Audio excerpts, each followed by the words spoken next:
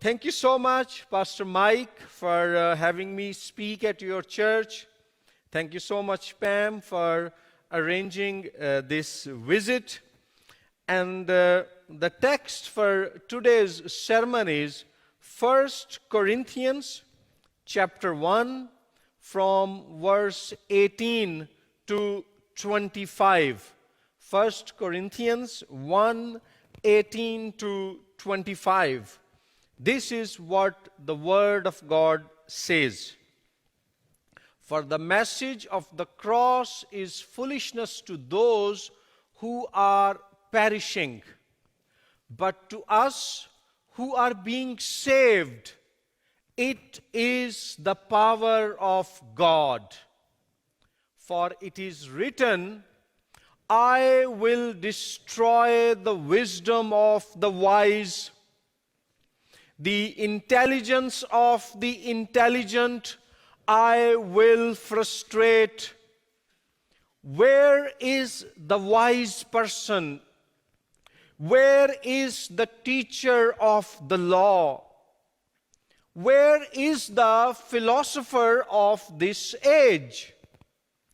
Has not God made foolish the wisdom of the world? For since in the wisdom of God, the world through its wisdom did not know him, God was pleased through the foolishness of what was preached to save those who believe. Jews demand signs, and Greeks look for wisdom. But we preach Christ crucified, a stumbling block to Jews and foolishness to Gentiles. But to those whom God has called, both Jews and Greeks, Christ, the power of God and the wisdom of God. For the foolishness of God is wiser than human wisdom, and the weakness of God is stronger than human strength. Amen.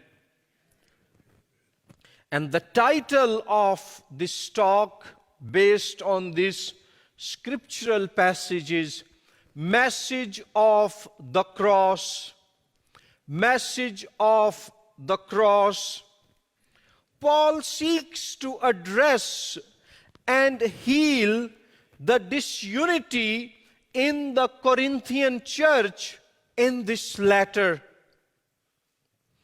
In the context of healing a divided church, we have this beautiful description of the awesomeness of the message of the cross that reconciles people to God and to one another.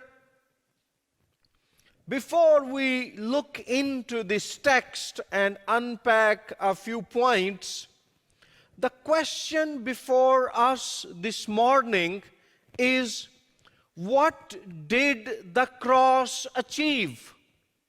What is the actual message of the cross? And Paul answers this in 1 Corinthians chapter 15 from verse 1 to 4. And here I will read verse 4. Message of the cross, the gospel is that Christ was buried. Actually, we'll read from verse 3. That Christ died for our sins according to the scriptures, that he was buried, and that he was raised on the third day according to the scriptures. Death, burial, and and resurrection of Jesus Christ is good news for the world, both Jews and Gentiles, in the first century and in the 21st century. This is the message of the cross. But how can we understand it? What happened when Christ died for us? Let's try to understand it with some scripture-based analogies. One analogy of the cross is military. On the cross, Jesus fought a battle against all the forces of evil. These forces include the devil, the sinful world, sins committed by people, and death itself, the ultimate result of sin. And by his death and then through his resurrection, Jesus claimed victory over evil. His resurrection is a declaration and evidence of his victory. We were prisoners of war in the great war between God and evil. But the victory of Jesus rescues us from prison and puts us on the winning team. Another analogy of the cross is rescuing what was lost. C.S. Lewis adapted this metaphor by describing Jesus as a diver who descends to the bottom of a muddy pond to unearth a treasure. The diver becomes thoroughly dirty, digging in the bottom of the pond. But when he ascends to the surface, he carries his treasure with him.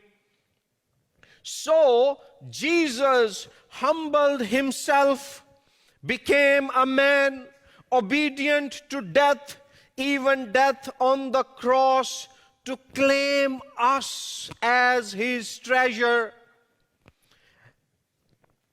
Though we were buried in sin and evil, Jesus takes us out of the mud through his own suffering and death. In his resurrection, Jesus lifts us also to a new life in a perfect new creation. One more analogy of the cross is of delivering justice in a court of law. All humans, both Jews and Gentiles, have sinned and are under God's judgment. God is holy. His holiness demands justice against sinful humanity. But God is also love. His love wants to forgive and save sinners from divine judgment. Cross is the point where God's mercy and holiness meet. God's judgment against sin fell upon Jesus, and his love was poured out for humanity, you and me including. So this beautiful, saving, rescuing, victorious message of the cross, the shocking thing is, was seen as foolishness by first century Corinthians and Jews. And that's why in verse 18, Paul sets out a dramatic contrast between those who are perishing and those who are being saved. Message of the cross is foolishness to those who are being perished. The word perish here stands for definitive destruction. It refers to a person's current existence which is not authentically human.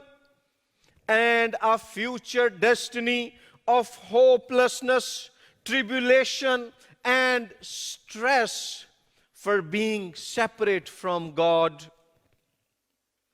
And the Greek word for foolishness is morea. English word moron comes from this Greek word morea. New Testament German scholar Martin Hengel thinks that the Greek word morea is much more intense than its English translation, foolishness. It should be translated as madness or insanity. Message of the cross is madness to those who are perishing. Now, Paul specifically points out in verse 23 that message of the cross was foolishness to Gentiles. Remember that Corinth was a pagan city that prided itself on its intellectual and cultural life. They took pride in their wisdom, Sophia. Wisdom, in its form and expression, referred to philosophical, rhetorical, and literary eloquence and excellence. In contrast, message of the cross sounds messy and offensive and foolish. Why? Because crucifixion was not only a horrible death, it was also a shameful death. It was a death given to slaves, murderers, disgraced soldiers, political activists against the Roman Empire. Rome did not crucify its own citizens. It was illegal to crucify a Roman citizen. Crucifixion was never mentioned in polite society any more than we today would discuss over dinner the gas chamber or the electric chair. Thus, to the Gentiles, it was irrational, senseless, reckless, insane, absurd, and crazy to believe that a man who died on the cross was the Lord, Savior, and King of the world. And he called people to faithful obedience to himself. This wasn't a smart new philosophy. It was utter madness. It wasn't an appeal to high culture. It was news of an executed criminal from a despised race called Jewish people. And then in verse 23, we also find that the message of the cross was a stumbling block to the Jews. Greek word for the stumbling block here is skandalon, from which we get our English word scandal. Message of the cross was a scandal to the Jewish ears. It was something that grossly offended them because they looked for a Messiah who would come and triumph over their foes, not be executed by their enemies. A crucified Messiah was an oxymoron, a contradiction in terms. However, my friends, brothers and sisters, God has chosen to save the world through the cross, through the shameful and powerless death of the crucified Messiah.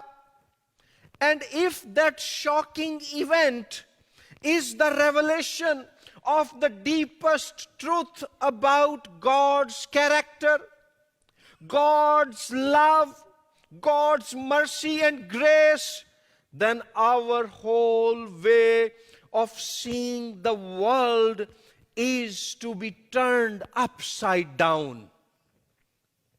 All our values are to be transformed by the message of the cross. God refuses to play games of power and prestige on human terms.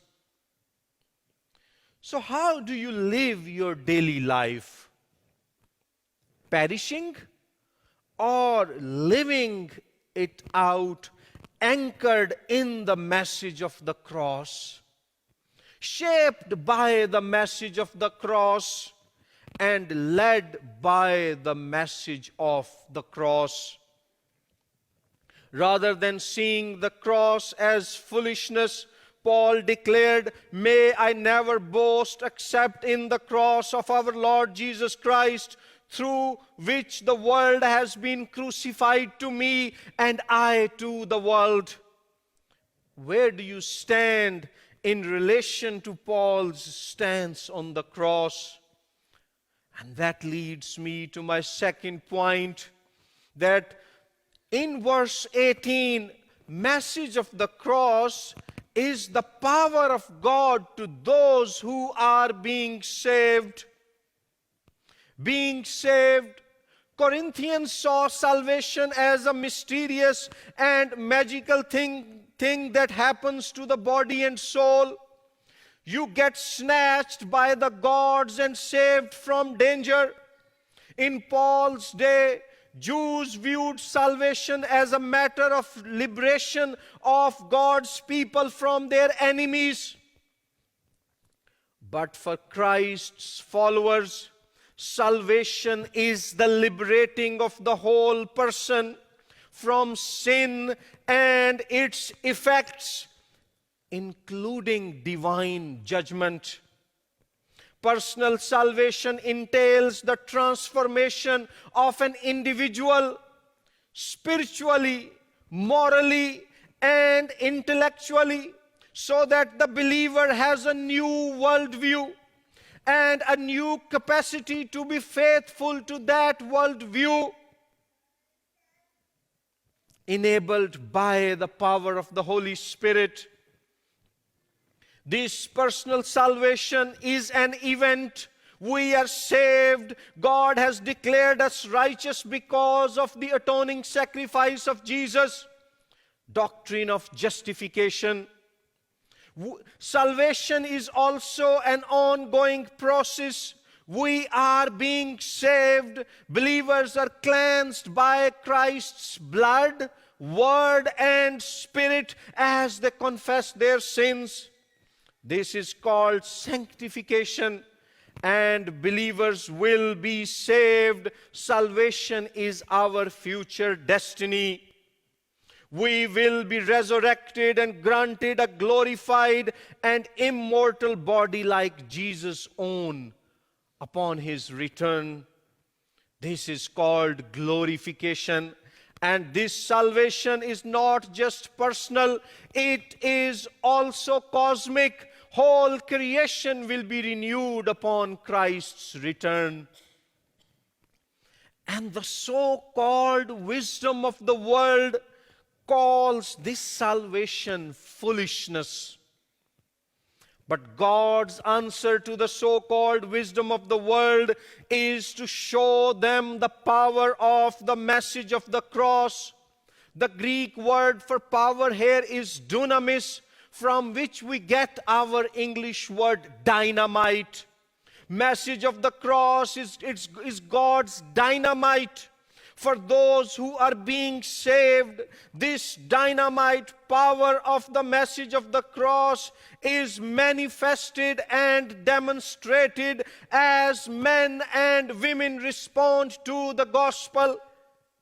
When announcement of the message of the cross is made, people discover to their astonishment that things change, lives change, human hearts change, situations change, new communities come into being, consisting of people grasped by the message of the cross, believing it is true despite everything, falling in love with the God they find to be alive in Jesus Christ, giving their supreme loyalty to Jesus. This can happen only because of God's power of the message of the cross. And this is as true in the 21st century as it was in the first century.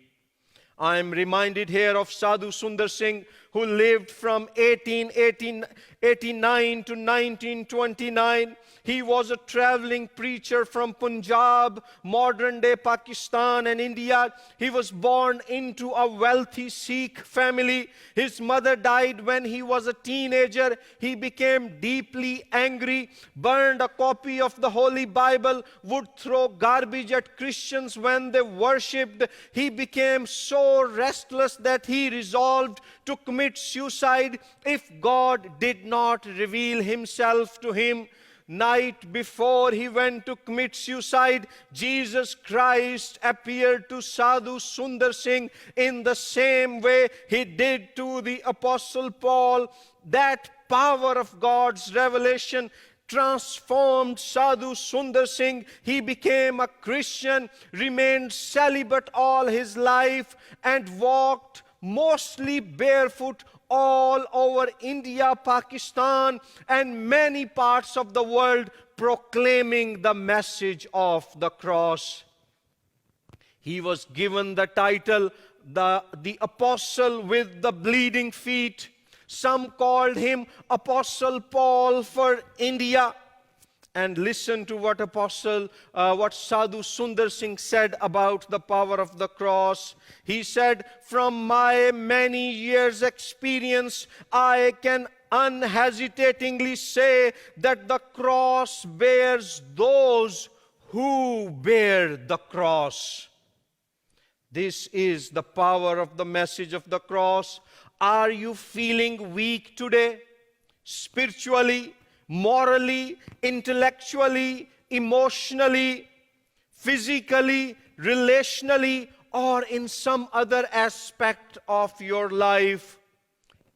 Embrace the transforming, enabling, and comforting power of the cross. This power was manifested in Christ and outpoured in the Holy Spirit for your redemption, your direction, protection, and final perfection at resurrection. And this message of the cross, my third point, is the proclamation of Christ crucified. The content of the message of the cross is Christ crucified, according to verses 23 and 24. In the face of the Jewish and Greek demands for validating miraculous signs and eloquent wisdom, Christians preach a Christ crucified. This was a controversial claim in 21st century Corinth, and it is a controversial claim in 21st century America and Pakistan. But this crucified Christ challenges the church and the world at the same time. He challenges the church to proclaim his uniqueness and live countercultural lives. He challenges the world to bow before him and give up on their claim to self-sufficiency and human wisdom, which is an illusion, a lost cause. Do you preach Christ crucified through your words and works, Are you brave enough to correct yourself where needed and challenge your culture where necessary? Note what C.S. Lewis said. He said Jesus did not tell his disciples to go into the world and say to them, "It is all right." We are called to proclaim the whole counsel of God, being full of grace and full of truth, timeless gospel in a timely manner, being relevant and prophetic at the same time, focusing on growth without compromising over depth, declaring God's love without compromising over His holiness, discipleship of heart as well as mind, preaching Christ, who is both a loving Savior and a righteous judge, who is both a lamb but also a lion, who was crucified but is also risen. We are called to preach the whole Christ, neither legalism nor antinomianism, but the assurance of the gospel of the crucified and risen Christ, neither escapism from the world, not conformism to it, but striving for Christ likeness in our everyday life. And my fourth and final point is that this message of the cross is the wisdom of God revealed in Christ. Verse 25 declares Jesus as the wisdom of God. One early church thinker, Lucian, called Jesus the crucified sophist. Jesus as God's wisdom means that He is pre-existent and is fulfillment of Old Testament passages about personified wisdom. Jesus as God's wisdom also refers to the post-existent Christ. He is both wisdom and sage for all times. And you know what? Christ crucified is the counter-wisdom to the wisdom claims of Corinthians in the first century and the wisdom claims of the 21st century world. This world of isms and ideologies. Secularism holds that religious faith and worship is to be rejected and excluded from public life. Postmodernism holds that nothing is absolutely certain, true, and meaningful. Pluralism holds that all religions are equally true. Christ and His message of the cross are not unique and supreme. Materialism holds that all that is there is matter and worship of material belongings is okay. Relativism holds that there are no moral absolutes. Morality is dependent on culture and circumstances. Humanism holds that human beings' spiritual and emotional needs can be met without God, and humans are basically good. Consumerism holds that personal fulfillment and satisfaction can be achieved through buying goods. World religions teach that salvation can be earned through human moral effort, and human worth lies in human moral and religious achievements. However, for Paul and the scriptures, the ultimate wisdom is found in Christ crucified. He challenges and demolishes all of these isms, because these isms and ideologies will perish, but Christ is living and reigning forever and ever. As T.S. Eliot wrote about human wisdom, all our knowledge brings us nearer to our ignorance. All our ignorance brings us nearer to death. But nearness to death, no nearer to God. Where is the life we have lost in living? Do you live according to God's wisdom revealed in Christ crucified, leading to life? Or do you live according to the world's wisdom leading to death? The choice is yours. Let's pray. Father, help us.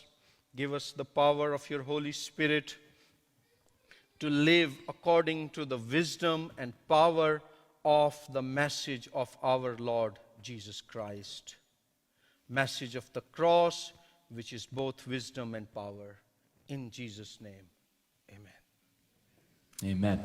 Thank you, Tariq. Thank you so much. Incredible message.